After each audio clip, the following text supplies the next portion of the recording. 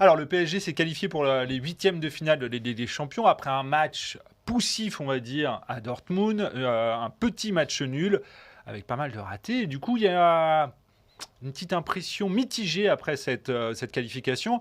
Et du coup, une question, est-ce qu'il faut se féliciter du fait que Paris est encore une fois en huitième de finale de la Ligue des Champions, parce que depuis QSI, ça s'enchaîne, ces qualifications, ou s'inquiéter un peu du constat de ce qu'on a vu ce soir? Alors, ce soir, c'est pas Paris qui s'est qualifié, c'est Newcastle qui a perdu pied. Donc, aujourd'hui, Paris doit sa qualification à l'AC Milan et il peut dire merci à Milan parce que Paris n'a pas fait ce qu'il fallait pour se qualifier. Ça, c'est un premier constat et qui est incontestable. Et moi, je connaissais Paris avant comme une équipe qui était là pour gagner, pour faire régner sa loi en Europe. Et aujourd'hui, c'est une équipe qui se contente de ne plus perdre. Les 10 dernières minutes l'ont montré. C'était une équipe qui a calculé. Et moi, ça m'inquiète. Ça m'inquiète pour différentes raisons. D'abord parce qu'on a vu une équipe fébrile. Devant, ça ne marque pas. Derrière, ça panique facilement. Ensuite, on voit une équipe qui termine deuxième et donc qui va se prendre du très, très, très lourd en huitième de finale. Et je pense ne pas avoir vu de PSG aussi loin du gratin européen, c'est-à-dire Manchester City, le Bayern, le Real, depuis une petite dizaine d'années. Donc oui, ce soir, je retiens plus l'inquiétude que ce match nourrit plutôt que finalement le soulagement d'une qualification. Oui, je te rejoins complètement, surtout que ce qu'on a vu ce soir à Dortmund, c'était quand même pas très encourageant. La finition, ça fait plusieurs matchs que c'est catastrophique. Il manque des tueurs dans cette équipe. Alors bien sûr, il y a Kylian Mbappé, mais à côté, on peut se poser quand même quelques questions sur le recrutement de cet été. Je ne suis pas sûr que des bons choix ont été faits. Et puis, c'est ce que tu dis, je vois pas. En fait, moi, ce qui m'inquiète, c'est la fin de match, notamment le fait que Paris a l'air d'avoir accepté le fait de finir deuxième.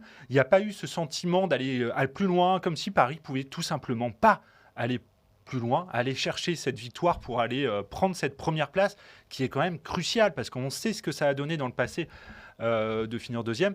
Donc oui, il y a des raisons de s'inquiéter ce soir parce qu'il manque beaucoup de choses à Paris. Je l'ai dit devant, il en manque aussi derrière parce que je trouve que c'est une fébrilité constante. Il manque aussi de l'équilibre. Je ne suis pas sûr qu'avec ce milieu de terrain-là, et pourtant je trouve que Warren Zaïre-Emery a encore fait un match monstrueux, notamment en deuxième mi-temps. Seconde période. En seconde période, pardon. Mais sinon, il manque quand même beaucoup de choses et le problème c'est que il va falloir progresser dans quoi? Dans 2 mois? 2 mois, il va falloir être là contre un cadre sûrement européen. Ce que tu disais tout à l'heure, je ne suis pas sûr que c'est beaucoup trop juste. Le mercato ne pourra pas, à mon sens, rectifier tout ce qu'on vient de dire.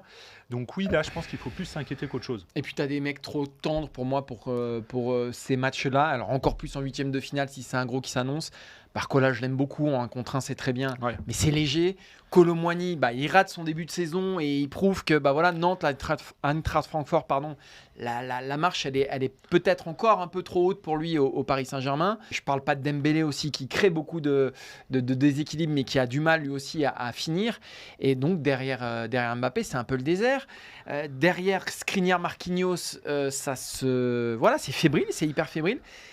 Et en huitième de finale, l'émotion va être encore plus forte, la tension va être encore plus forte.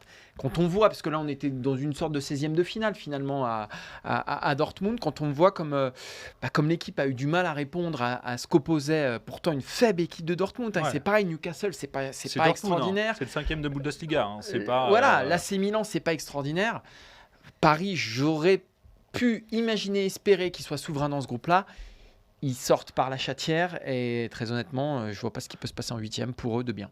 Et avec un petit point pris à l'extérieur, qui en dit long aussi sur leurs soucis en globalité, et du coup, ce qui peut en effet inquiéter pour la suite.